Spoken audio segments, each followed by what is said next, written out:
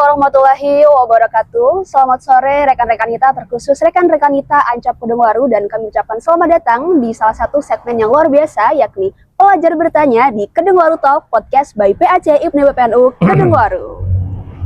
Alhamdulillahirrahmanirrahim, rekan-rekan kita, saat ini podcast Kedungwaru Talk sudah menginjak di episode kedua, yang mana di episode kali ini kita akan membahas salah satu tema yang tak kalah luar biasa menariknya, yakni pelajar muslim di akhir tahun dengan subtema Natal, Tahun Baru, dan Batas Toleransi. Nah, tentunya nih rekan-rekan kita juga mengundang salah satu narasumber yang tak kalah luar biasa. Beliau yang sudah ada di samping saya pada sore hari ini, Masya Allah, Tabarakallah, Bapak Ustadz Ustadz Nurkholis, monggo bisa perkenalan terlebih dahulu mungkin, dan juga memberikan sepatah dua patah sambutan kata dan juga harapannya untuk podcast kita pada sore hari ini, Ustadz. Terima kasih Mbak Najwa atas waktu yang sudah diberikan kepada saya. Yang pertama, saya mengapresiasi dari teman-teman IPNU, rekan-rekan Nita IPNU IPNU yang sudah mengadakan podcast ini. Tentu ini menjadi lompatan bagus bagi teman-teman IPNU yang mengadakan kegiatan seperti pada kesempatan kali ini. Terima kasih atas undangannya dan sangat sangat senang sekali saya bisa menghadirinya. Sama-sama Ustadz Kholis. Ya.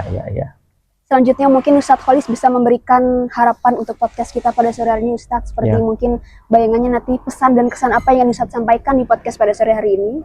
Ya, terima kasih.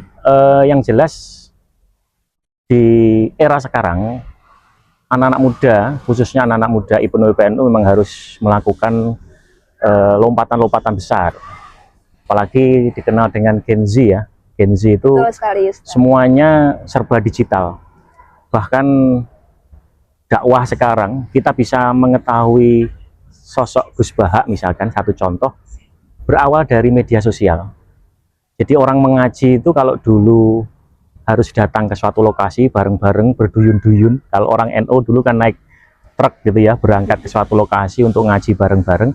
Nah sekarang ternyata tidak hanya dengan seperti itu.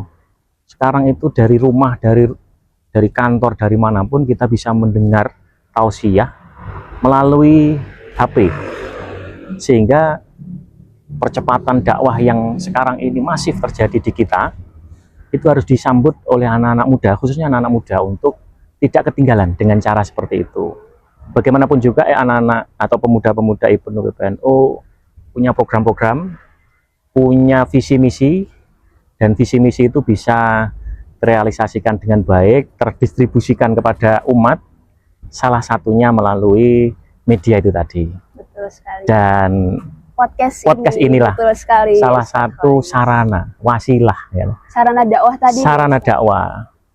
Dan itu hampir di semua kalangan, tidak hanya di IPNU PPNU, Ansor, di Asnuter, Aswaja NU Center juga.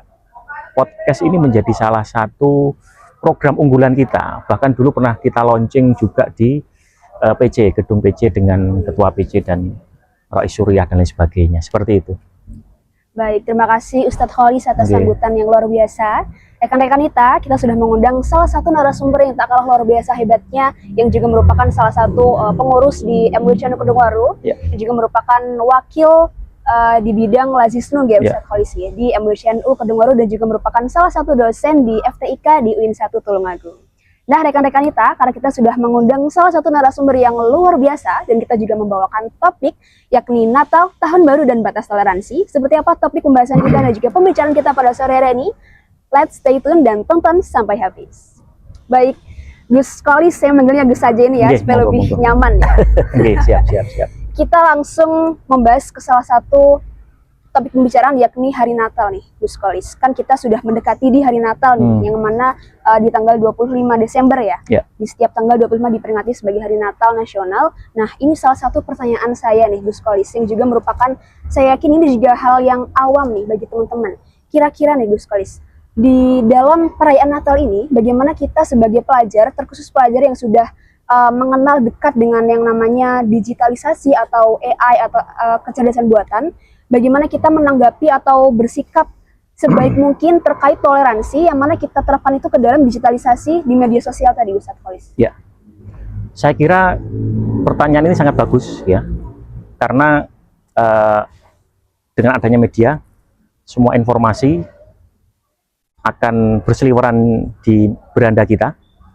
Dan salah satu hal yang mungkin harus kita sikapi terkait dengan ini, satu hal ini kan setiap tahun mesti akan menjadi pertanyaan bagi kita, apakah kita boleh Betul, Ustadz Kholis. mengucapkan itu Betul tadi ya? sekali. Ini Ya. juga yang mau saya tanyakan kepada Gus Oh Kholis. gitu, ya, ya. Hukumnya bagaimana Gus Kholis? Karena saya seliuran terus ini. Saya juga banyak teman saya yang juga non Muslim, yang saya yakin juga rekan-rekan kita ini kenalannya juga luas di sekitar sana, yang juga merupakan masyarakat non Muslim. Dan kita ingin niatnya itu gini Gus, kita ingin tetap menjalin silaturahmi. Tapi silaturahmi itu kita ucapkan dalam bentuk mengucapkan selamat Natal tadi Gus. Nah kira-kira kalau dalam perspektif Islam dan kemudian hukumnya dalam Islam itu seperti apa Gus Kholis? Ya, sebenarnya terkait dengan mengucapkan selamat Natal itu ada dua khilafiyah, namanya ada khilafiyah ya, perbedaan pendapat di dalam jumhur ulama. Jadi ada sebagian yang melarang, dan ini prosentasenya cukup besar yang melarang seperti itu, dan sebagian juga ada yang memperbolehkan. Sehingga dan jelas memang kedua jumhur ulama ini memiliki pendapat masing-masing yang kuat sebenarnya. Ada 3 poin bagi ulama-ulama yang mengharamkan atau melarang kita untuk mengucapkan itu. Tapi sebelum masuk ke situ, sebenarnya memang satu hal yang penting harus kita jaga itu berkaitan dengan akidah. Bagaimanapun juga kita harus melihat flashback ke belakang bahwa sebenarnya Natal itu kan momentum di mana kalau kita mengucapkan selamat Natal dan Tahun Baru itu, terutama yang selamat Natal itu, otomatis kita mengakui entitas dari Yesus yang sebenarnya di dalam agama kita dianggap di dalam agama kita itu adalah Nabi Isa gitu ya. Walaupun ada versi-versi di situ Nabi Isa itu ya Nabi Isa, bukan seorang Tuhan gitu, seperti itu. Sehingga jumhur ulama yang pertama itu melarang kita untuk mengucapkan kalimat itu tadi. Yang pertama karena apa? Yang pertama berkaitan dengan akidah. Yang pertama terkait dengan akidah kita, yaitu berarti kalau jumhur ulama yang pertama mengatakan kalau kita mengucapkan itu berarti kita mengakui keyakinan agama yang lain, gitu ya. Ini versi keberadaannya. Kalau kita mengucapkan kalimat itu berarti kita mengakui adanya entitas Tuhan yang padahal di dalam agama kita diakui sebagai Nabi Isa gitu ya. Itu yang pertama. Yang kedua, ulama itu melarang kita untuk mengucapkan kalimat itu untuk menghindari syubhat. Syubhat kita tahu sendiri bahwa sesuatu yang tidak jelas atau belum jelas kehalalannya, kemudian daripada kita terkena sesuatu hal yang bersifat tidak jelas itu atau syubhat itu, mendingan kita menghindarinya. Itu poin yang kedua. Jadi yang pertama terkait dengan akidah, yang kedua terkait dengan menghindari syubhat itu, yang ketiga sebenarnya di dalam Al-Quran itu kan ada surat Al-Kafirun itu ya, lakum dinukum waliyadi. Surat Al-Kafirun itu kan mengatakan untukmu agamamu dan untukku agamaku. Terkait dengan akidah jelas sebenarnya di dalam agama itu ya, oke, keyakinanmu keyakinanmu, keyakinanku keyakinanku. Tetapi terkait muamalah, kita boleh saling bermuamalah, berjual beli, berniaga, bersaudara, atau berteman dan lain sebagainya. Itu yang membuat kita diperbolehkan dalam batasan itu saja. Jadi 3 poin. Pertama akidah, yang kedua terkait dengan menghindari syubhat, yang ketiga ayat Al-Quran yang mengatakan lakum dinukum waliyadin. 3 hal itu, sehingga kita daripada tercebur mendingan kita tidak usah dekat lah. Nah itu jadi 3 itu ya. Cuman dari ulama berikutnya, sebagian kecil ulama kita itu memperbolehkan. Ini terutama ulama-ulama kontemporer ya, mungkin memperbolehkan. Yang pertama ya tentunya berkaitan dengan toleransi berbuat baik, isu-isu toleransi dan lain sebagainya. Karena isu toleransi terus berkembang ya. Itu yang pertama. Yang kedua berkaitan dengan konteks minoritas. Sebenarnya boleh. Ada sebagian ulama itu yang memperbolehkan asalkan kita dalam kondisi minoritas. Minoritas yang dimaksud itu seperti apa, Gus Kholis? Minoritas yang dimaksud itu, misalkan kita hidup di negara yang Islam itu hanya menjadi minoritas di situ. Oh, kalau misal kita tinggal di daerah gitu. Di daerah yang mayoritas beragama Kristen itu, maka untuk salah satu menjaga keselamatan kita, mungkin seperti itu ya, maka kita di situ diperbolehkan. Ini menurut pendapat ulama yang sebagian itu tadi, kita diperbolehkan asalkan untuk menjaga diri agar kita tidak terjadi fitnah dan sebagainya. Di dalam konteks itu agar tidak terjadi fitnah, kita diperbolehkan. Dan yang ketiga yang agak meringankan, yang penting tujuan ucapannya kan untuk pertemanan, bukan untuk akidah lah itu ya. Ini yang ketiga, ini suatu hal yang sangat tipis sehingga sulit kita mengetahui niat orang itu kan sulit ya. Jadi itulah. Jadi menurut saya, kalau saya secara pribadi daripada, karena kalau kita tidak punya bersinggungan langsung dengan orang-orang Kristiani ya tidak usah mengucapkan itu gitu. Kalau pertemanan tetap, pertemanan tetap, muamalah tetap, perniagaan tetap, ngopi-ngopi tetap, tetapi terkait dengan akidah kita harus bisa menjaga diri, terutama anak-anak muda yang harus karakter kita harus kuat, tapi sosial ke masyarakat kita juga harus kuat dan kokoh. Seperti itu saya kira. Ya. Berarti tadi terkait yang pertama ada akidah, kemudian menghindari subhat, menghindari subhat. Yang ketiga terkait dengan surat Al-Kafirun tadi. Tadi saya tertarik dengan topik perniagaan. Nah, itu apakah juga hukumnya sama ketika di suatu case atau di suatu kasus, semisal Gus Kholis, saya ini punya mall misal saya punya mall, perjualbelian mall. Nah, kemudian kan kita biasanya sering ya Gus Kholis melihat di mall-mall kalau misal Natal tuh pasti ada dekorasi-dekorasi, ada sinterklas Nah, itu apakah kalau misal saya pemilik mall itu kemudian saya juga memasang atribut-atribut itu, apakah itu juga hukumnya sama dengan mengucapkan Natal tadi? Iya, saya kira sebagai umat kontemporer yang tentunya kita juga membahas tentang fikih-fikih kontemporer, hal semacam itu masih ditoleransi, terutama apalagi terkait dengan perniagaan seperti itu. Misalkan kita adalah seorang owner sebuah mall besar misalkan ya, yang tentunya karyawannya tidak harus beragama Islam semuanya gitu ya. Itu justru dengan mungkin cara-cara seperti itu, satu yang jelas kita memanfaatkan momentum yang jelas itu. Yang kedua, tindakan yang kita lakukan dengan memasang ornamen-ornamen itu saya kira tidak akan mencederai lah keimanan kita ya. Berarti apa yang harus kita kuatkan? Ya iman kita gitu ya, iman kita. Kita tidak mengakui, tetapi kita mungkin tetap menguatkan iman lah. Tetapi dari sisi dekorasi usaha kita tidak masalah saya kira. Saya kira memang ini tema ini sebenarnya sudah menjadi hal yang biasa di Eropa, di Lebanon, di negara-negara yang justru bersinggungan dengan Timur Tengah sebenarnya. Jadi di sana itu malah sudah terbiasa sebenarnya dengan adanya perbedaan seperti ini.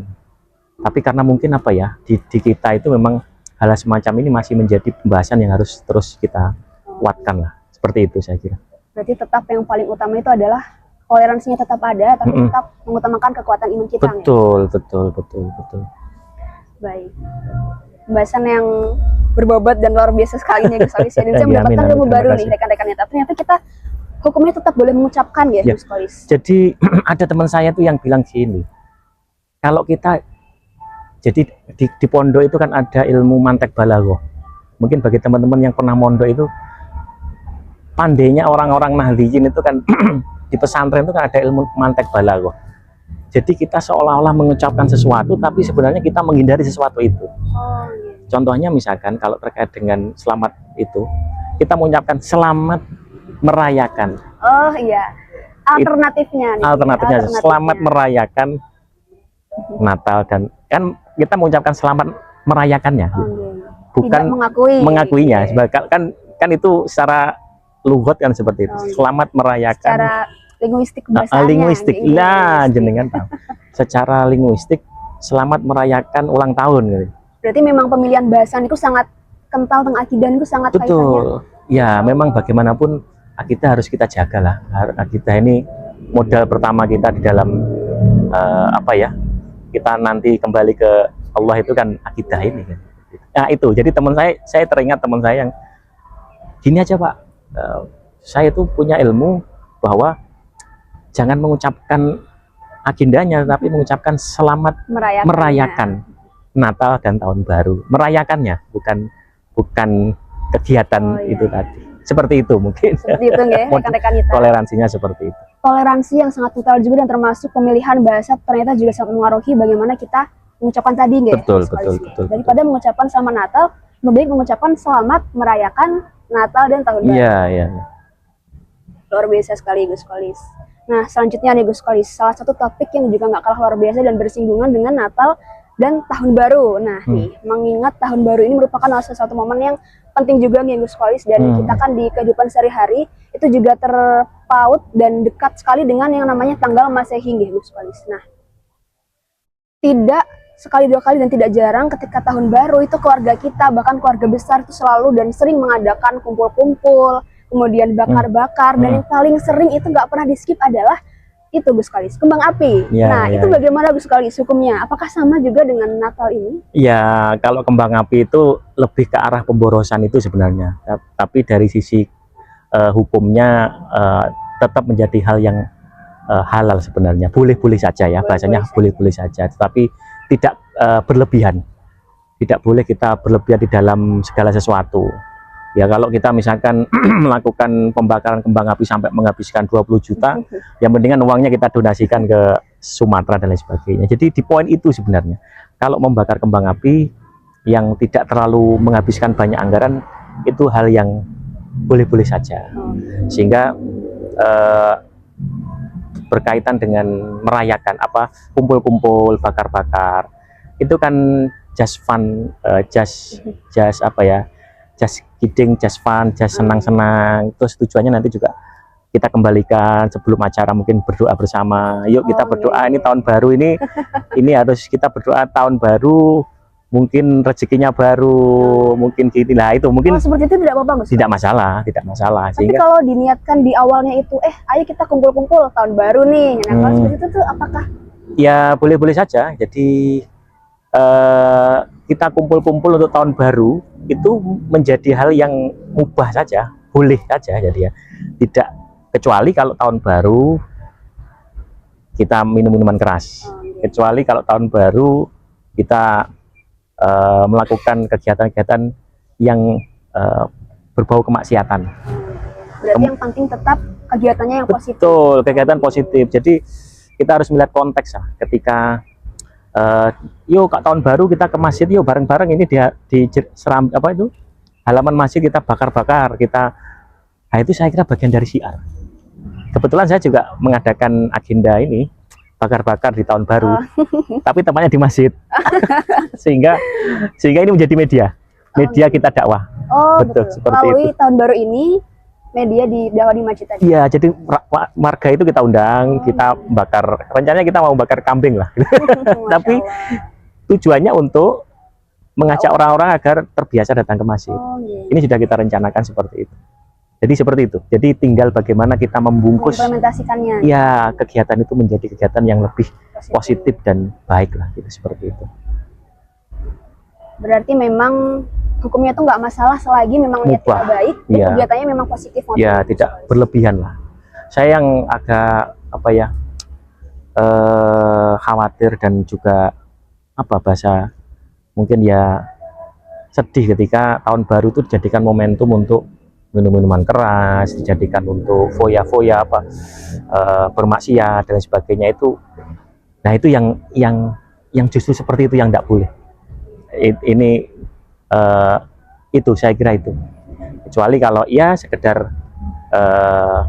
kumpul-kumpul bareng-bareng, kemudian mungkin di dalamnya nanti ada kegiatan doa bersama dan lain sebagainya. Walaupun sebenarnya ya Mbak Najwa ya, misalkan ini tanggal 31 Desember ya, besok tanggal 1 Januari, kan tidak ada bedanya sebenarnya. Hanya persepsi saja itu.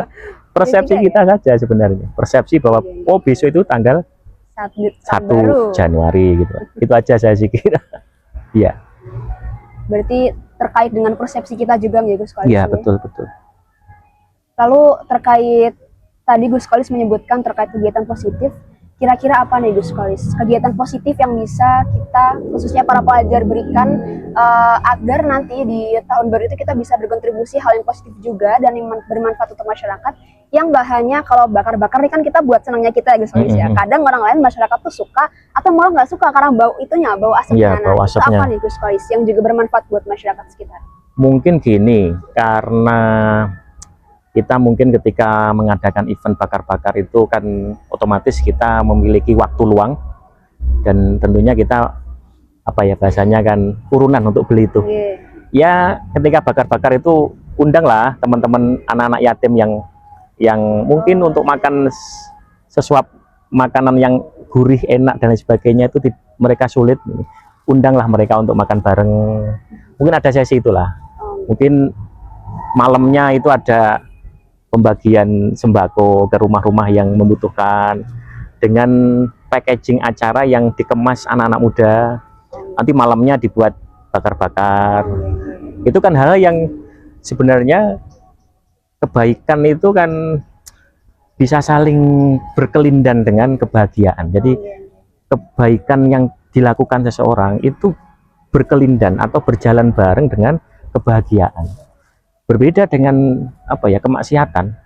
Sebenarnya kalau kemaksiatan itu tidak sejalan dengan kebahagiaan.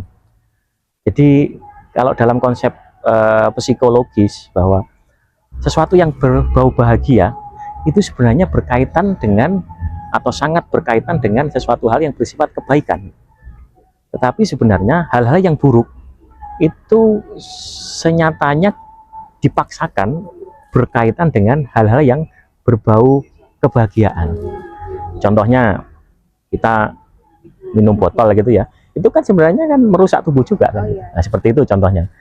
Tapi kalau kita bakar-bakar bahagia, di sisi yang lain kita bisa membagi kebahagiaan itu dengan orang-orang yang membutuhkan, fakir miskin, anak-anak yatim, dan itu anak-anak pemuda-pemuda IPNU sangat potensi untuk melakukan kegiatan itu.